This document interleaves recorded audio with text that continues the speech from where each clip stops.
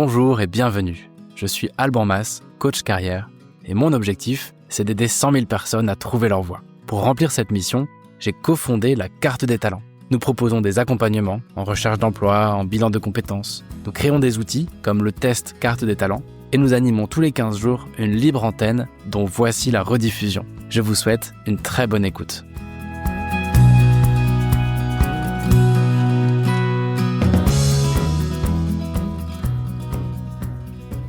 Voilà Mélodie, nous sommes en direct. Bonjour. On a aujourd'hui des contraintes de connexion. Et du coup, je vais laisser la parole à Mélodie simplement pour l'introduire. Mélodie, elle a été diagnostiquée un jour TDAH, elle a travaillé dessus, puis ça l'a passionnée, elle a fini par créer un podcast pour donner la parole à des adultes qui ont un TDAH et qui parlent de leur TDAH au travail, et une communauté Insta pour partager des bonnes pratiques et autres. Donc voilà comment un peu nous avons fait connaissance. Et sans plus tarder, je te laisse te présenter avec tes mots, Mélodie.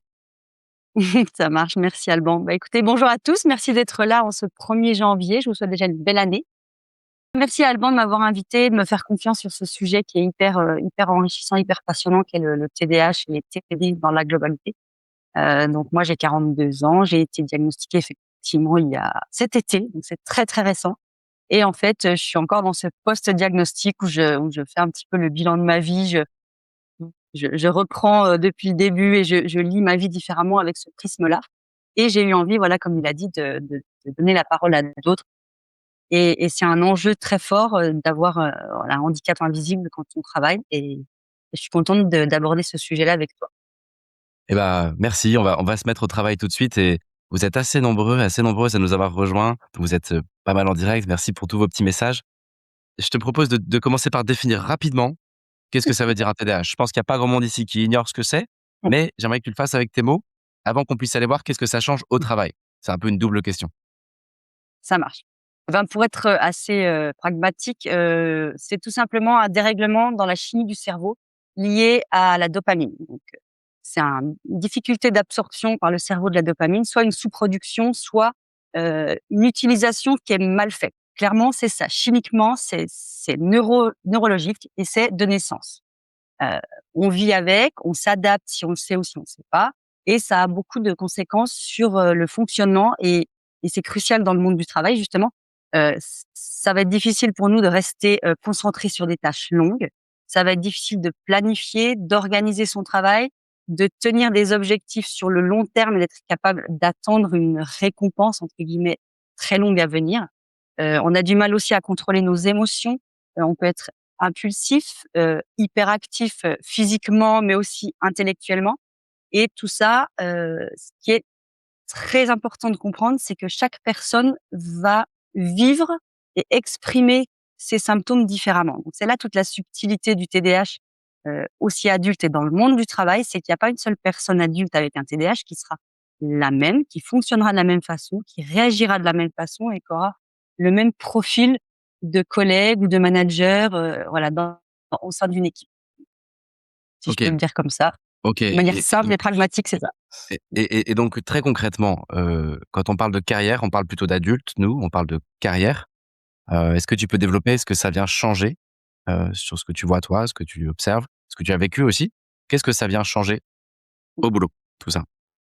Ce qu'on sait d'un point de vue fonctionnel, c'est que quand on parle de TDAH, on parle de dysfonction exécutive, et clairement dans le monde du travail, c'est ce qui va poser le plus de problèmes, et c'est aussi dans le monde du travail qu'un adulte qui est diagnostiqué tardivement ou récemment, va être confronté à des problèmes, et c'est surtout au travail que ça va être compliqué parce que dans son environnement, dans sa vie de couple et sa vie amicale, il se sera adapté, et il aura des gens qui le comprennent et avec qui ça fonctionne. Le travail, c'est un milieu qui nous est imposé, on le sait, on choisit son travail si on arrive à le choisir, mais on arrive dans une équipe qui est imposée, un environnement, une culture d'entreprise qui est imposée. Donc c'est vraiment dans ce secteur de la carrière et du travail où c'est le plus conflictuel, parce que c'est un vrai cadre rigide qui est pas forcément adapté pour nos profils. Donc les grosses difficultés pour moi, les gros challenges, c'est déjà l'orientation professionnelle, parce que quand on démarre une carrière, déjà au point de vue des études, du métier, de l'évolution, ça c'est quelque chose qui est un parcours classique. Et nous déjà, dès le départ, on sent déjà qu'il y a un petit souci. l'école, c'est pas forcément fait pour nous. Les études, c'est peut-être compliqué d'aller jusqu'au bout d'un diplôme ou est-ce on commence à s'ennuyer très, très vite. Donc déjà, on se dit: «Bon, l'évolution linéaire, elle est pas trop pour nous et on s'en reconnaît pas trop dans ce modèle». Après, il y a la difficulté du maintien dans l'emploi parce que clairement, notre défi majeur, c'est l'ennui. C'est au bout d'un moment, on a fait le tour du poste. Généralement, on n'est pas des gens qui ont des CV avec 3 lignes de 10-15 ans de carrière dans un même, secteur. Ça va être plutôt tout l'inverse. On va avoir des CV qui font 4 pages. On va paraître instable. On se dit toujours: «On est là, mais on a eu de la chance d'être là». Donc forcément, on va pas évoluer peut-être au même rythme que des personnes neurotypiques. Et puis, il y a aussi la gestion quotidienne qui est compliquée. Donc comme je l'ai dit tout à l'heure, l'organisation, la planification, les distractions, les collègues, le bruit et cetera. Et la relation aussi à la performance. On va pouvoir être performant pendant 2 jours parce qu'on est sous pression et 4 jours plus tard, on va être au ras des pâquerettes, crevé, fatigué. Ça, c'est difficile aussi dans une équipe pour un manager parce on n'est pas régulier, et puis on peut, renvoyer une image qui est pas positive, hein. Je veux dire, on peut être hyper efficace et 2 jours après, fatigué, s'enfermer dans son bureau et renvoyer une image qui est pas, voilà, qui est pas au top pour ses collègues, quoi. Ça, c'est vraiment les gros points négatifs pour une carrière, quand on a un TDAH, que ce soit dans, je pense, dans n'importe quel secteur. OK, Ce que je constate souvent dans mes interviews, c'est on a ce manque de confiance, donc du coup, on va se donner beaucoup plus que les autres. Si on n'est pas diagnostiqué, on aura l'impression de devoir donner 3 fois plus d'énergie que les autres pour arriver au même résultat et du coup, on va aller au-delà de nos limites. On va donner plus que ce qu'on est capable, on va pas s'écouter et on va souvent aller au burn-out. Moi, je vois toutes les personnes que j'interviewe, moi la première, j'ai accédé au diagnostic parce que j'ai fait un burn-out et une dépression. C'est ça les risques aussi. qu'est-ce qui fonctionne pas, du coup? Quand on se pose des questions sur sa carrière ou quand on veut gérer sa carrière, qu'est-ce qui qu'est-ce que tu observes d'un peu inopérant de ton côté ou à éviter? Il faut arrêter de culpabiliser et d'essayer de se dire: «Je vais faire un plan de carrière sur 5 ans comme n'importe qui». Enfin, pour nous, ça fonctionne pas. Parce que déjà, ça nous braque tout de suite. Moi, je suis incapable déjà de dire, l'année prochaine où est-ce que je serai. Donc dans 5 ans, c'est juste pas possible. Après, il y a le fait de ne pas forcément se focaliser, se spécialiser sur un domaine parce qu'on est des touche à tout. Tout nous intéresse, tout nous attire. Donc, ne pas se contraindre à un seul secteur ou à un seul domaine, mais plutôt, voir ça comme, un environnement ou un but à atteindre ou voilà, c'est peut-être pas très clair ce que je dis, mais on peut pas se dire, et on n'est pas comme ça, on peut pas se dire: «Waouh, moi ce qui me passionne c'est, bah, je dis n'importe quoi, c'est l'industrie, ou je sais pas, l'automatisation et je vais passer ma vie là-dedans». Non, nous, on est capable de d'avoir un sujet qui nous passionne, puis après vouloir changer de secteur, puis après: «Oh bah tiens, ça aussi, moi, ça me plairait bien de le faire». Donc je pense qu'il faut miser sur des choses qui sont transversaux, des postes qui sont un peu transversaux avec beaucoup de relations humaines parce que ça aussi, ça nous motive beaucoup. On adore l'interaction et je pense qu'il faut qu'on arrête de se focaliser sur des modèles classiques, en fait, de carrière, et qu'on arrive à créer notre propre fonctionnement, notre propre voie, en fait.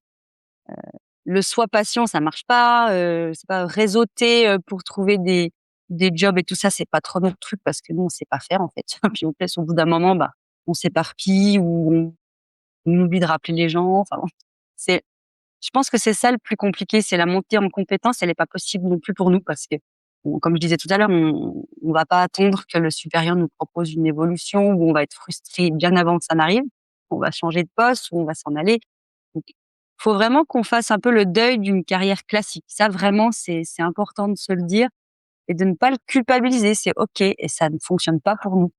J'aimerais bien réagir à chaud à ce que tu dis. J'ai l'habitude, dans les interviews de donner mon avis, d'amener mon regard, mon retour d'expérience, côté coach. Mais là, c'est vraiment compliqué de te couper parce que j'ai vraiment un temps de latence. Donc, je vais me contenter pour l'instant de te poser les questions que je voulais te poser, au nom de tous les auditeurs. Et la prochaine, c'était, bah, qu'est-ce qui fonctionne du coup? Qu'est-ce qui si OK, donc ce qui fonctionne pas, ça va être une carrière, Mmh mh. linéaire, prévisible, heu, dans une certaine manière, cohérente sur le papier. elle cherchait à tout prix à mettre de la cohérence et de la logique et tout, OK. Donc au fond, éviter de s'obliger à rentrer dans un cadre qui ne nous convient pas, si je comprends bien. Maintenant, on construit pas les choses par négation. C'est ça le coaching, c'est de passer de: «Je sais ce que je veux pas» à: «Je sais ce que je veux». Donc ma question suivante, c'est: «Alors quoi? Qu'est-ce qu'on fait?» Comment on tire parti de tout ça et qu'est-ce qui marche, tout simplement? Et je te repasse le micro. Ça marche. Alors en fait, il faut effectivement, comme tu dis, penser différemment. Il faut penser vraiment environnement avant le secteur et le métier. Alors je sais que c'est pas évident parce que quand on fait des études, ben, on choisit un métier, un secteur. Mais pour ce qui est de la carrière, il faut vraiment penser ce qui me correspond au niveau du rythme, des projets qui sont courts ou des projets qui sont longs, de l'autonomie ou du cadre dans ce poste, les horaires, le télétravail, est-ce que c'est possible dans ce secteur-là, et cetera.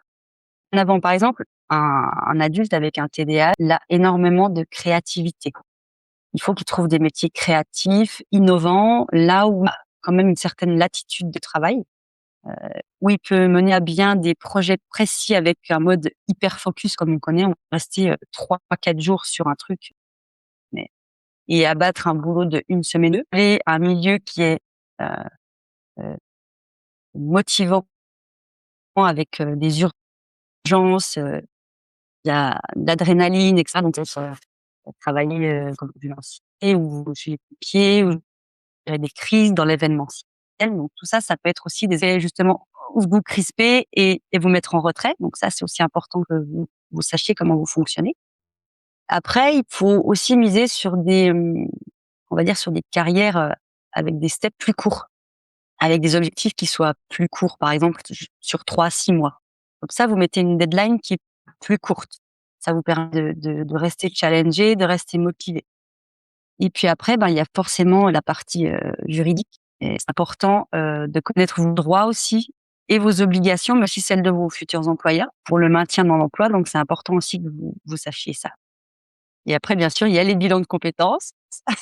C'est d'ailleurs comme ça que j'ai rencontré Alban, qui mon bilan va aborder toutes ces questions. Je vois qu'il y a pas mal de commentaires. Merci pour ce regard sur ce qui ne fonctionne pas, sur ce qui fonctionne mieux. Maintenant, est-ce que tu aurais des conseils concrets de gestion de carrière? Toi, de ton côté, qu'est-ce que tu dirais très concrètement à des personnes qui se disent: «OK, je veux pouvoir demain faire des choses. Je veux avancer, ou même dès aujourd'hui, avec des outils, avec, une approche, avec une méthode, avec des conseils». Je te repasse le micro avant que ça plante. Ça marche. Alors, il faut déjà sauter les questions de comment est-ce qu'on fonctionne personnellement. Faire son propre audit, on va dire, et comprendre le fonctionnement de base. C'est-à-dire à quel moment de la journée, par exemple, je suis plus efficace, plus productif. Est-ce que j'ai besoin d'avoir vraiment une variété de tâches importantes ou est-ce que c'est par bloc dans ma semaine? Est-ce que je suis plus performant seul ou en équipe? Est-ce que je préfère des missions qui sont courtes ou longues? Qu'est-ce qui me stimule vraiment? Après, il faut aussi que vous sachiez, quels sont les points qui sont non négociables? Par exemple, qu'est-ce que je ne peux vraiment pas faire dans un métier? Me lever tous les jours, refaire à chaque fois, tous les jours, la même chose? Non. Par exemple, je parle un peu de mes expériences personnelles. J'ai travaillé en usine quand j'étais jeune, je faisais les 2-8, les 3-8 et je peux vous dire que ça a été une réelle souffrance de rester assise sur une machine à remplir des cartons de sacs plastiques. Enfin, c'est caricatural ce que je vais dire, mais c'est clairement des jobs. Si vous vous connaissez un minimum, vous savez que c'est juste pas possible pour vous. Donc vraiment comprendre, voilà, ce qui est rédhibitoire en fait pour vous. Est-ce que l'environnement, par exemple, open space, est-ce que ça vous convient et que ça vous stimule ou au contraire parce que non, non, c'est impossible que je me concentre là-dedans? Est-ce que par exemple, j'en parlais tout à l'heure, est-ce que vous avez besoin que votre manager soit hyper proche de vous, qui vous cadre, qui vous donne des deadlines, des mini objectifs ou au contraire, est-ce qu'il faut qu'il vous laisse votre autonomie et qu'il vous contrôle juste de temps en temps? Donc ça, c'est aussi à vous de mettre ces limites, ces barrières et le curseur en fait, où vous, ça vous convient et ça vous permet de fonctionner, de travailler dans de bonnes conditions. Après, il faut aussi que vous connaissiez vos forces, et que vous arriviez à vous en servir, en fait. Il faut pas que vous culpabilisiez ou que vous vous auto-flagelliez, par rapport à vos difficultés. Donc ça, c'est le plus important, mais finalement, c'est se connaître soi-même qu'on soit neuroatypique ou pas, c'est ce qui est très important. Les critères qui sont non négociables, par exemple, ça va être, est-ce qu'il y a du télétravail ou pas? Est-ce que mon manager me fait confiance? Est-ce que l'équipe est à taille humaine? Est-ce que j'ai des projets courts?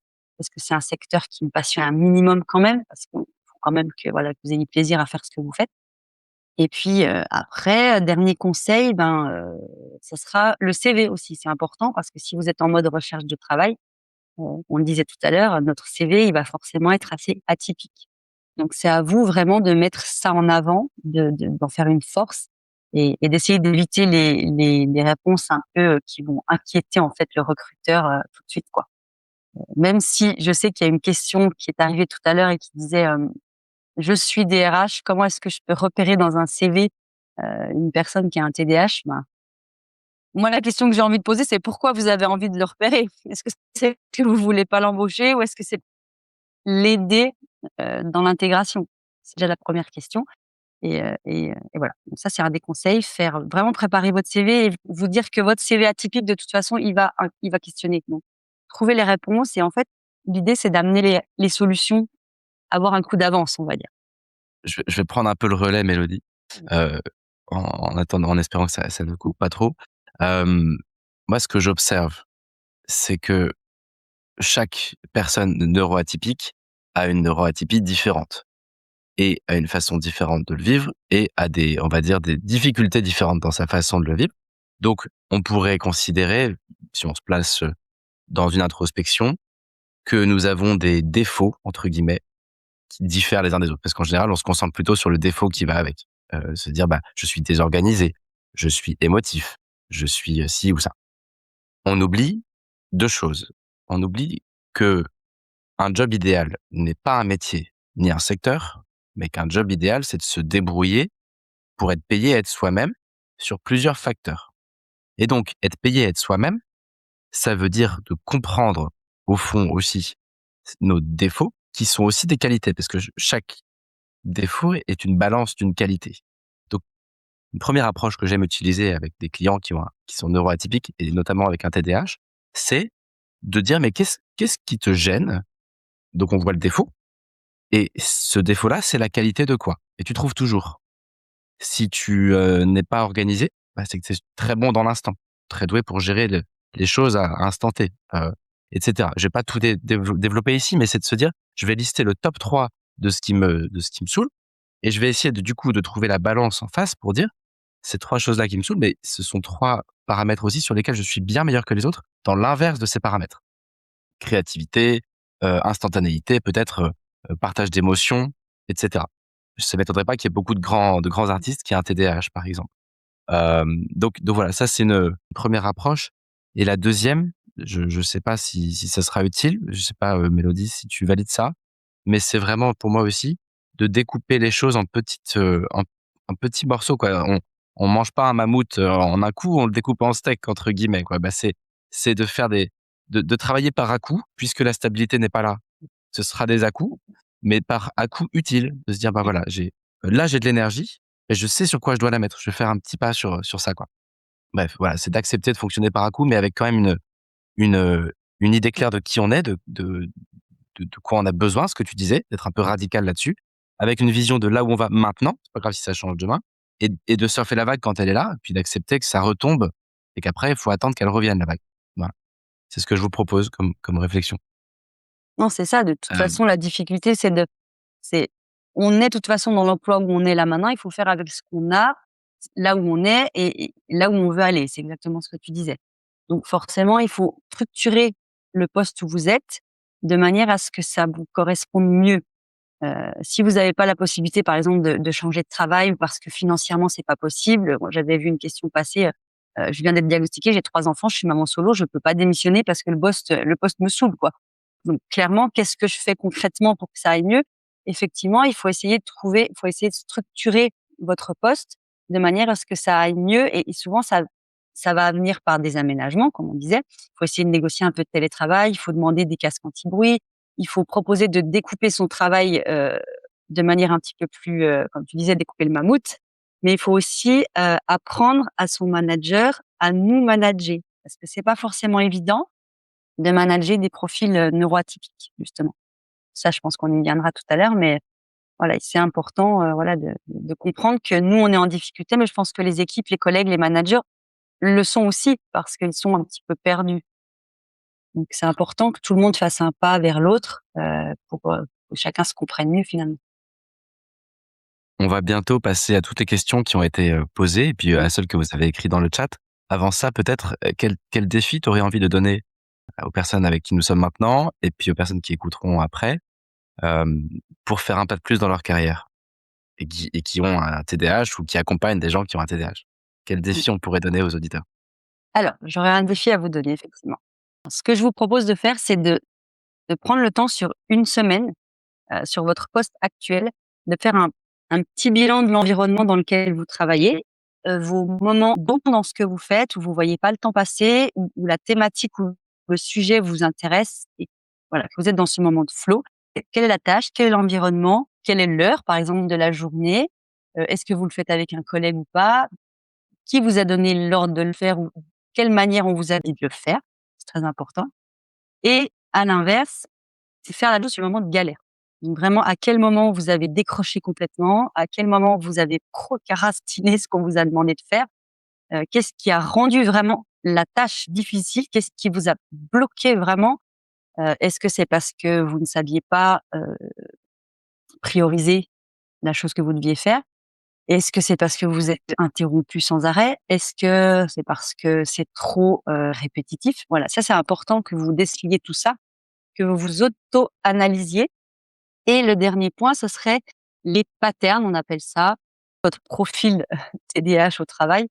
Est-ce que vous êtes plutôt productif en solo ou avec d'autres en équipe? Vous travaillez mieux le matin ou l'après-midi ou le soir? Est-ce que vous avez besoin de silence ou d'un bruit de fond?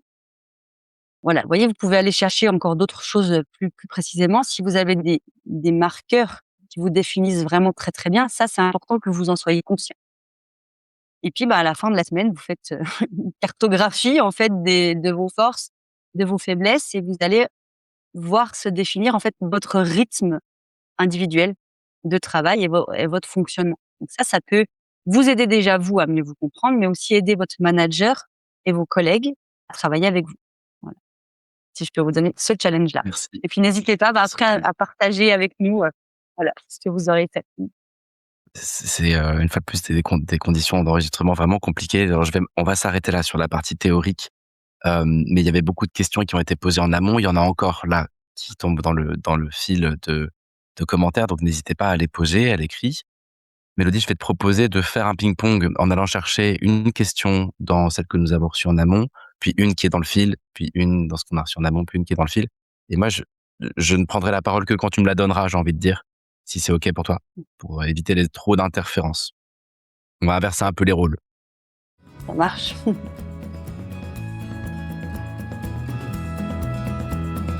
Merci d'avoir écouté cet épisode. S'il vous a plu, pensez à le partager et à nous laisser un commentaire.